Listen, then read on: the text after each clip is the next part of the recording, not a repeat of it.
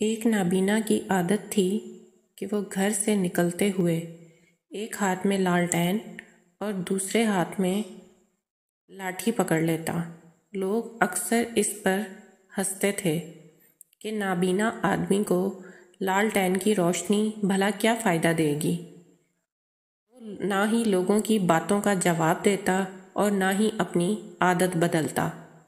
ایک شام گھر واپس لوٹتے ہوئے چند آوارہ لڑکوں نے اسے گھیر لیا اور آوازیں کسنے لگے، بابا جی آپ تو اندھے ہیں، پھر یہ لالٹین کیوں پکڑ کے گھومتے رہتے ہیں؟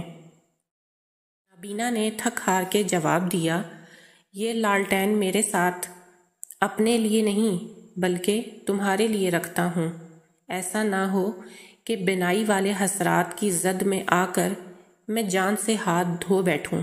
اس لیے اس لالٹین کی روشنی سے لوگوں کو یاد دلاتا ہوں کہ نابینا میں ہوں، تمہاری آنکھیں سلامت ہیں۔ مجھے ڈرائیونگ سیکھنے کا شوق چڑھا اور میں نے ٹرینر سے کہا میں ایسا ایکسپرٹ ڈرائیور بننا چاہتی ہوں جس سے کبھی کوئی ایکسیڈنٹ نہ ہو۔ ٹرینر مسکرا کے بولی، جب بھی روڈ پہ نکلو بس یہ دماغ میں رکھنا کہ تمہارے علاوہ سبھی اندھے گاڑیاں چلا رہے ہیں، کبھی کوئی ایکسیڈنٹ نہیں ہوگا۔ سننے میں مذاق جیسی یہ بات معاشرے کی بھیانک حقیقت ہے۔ انسان تو بینا ہے پر انسانیت نابینا ہو چکی ہے۔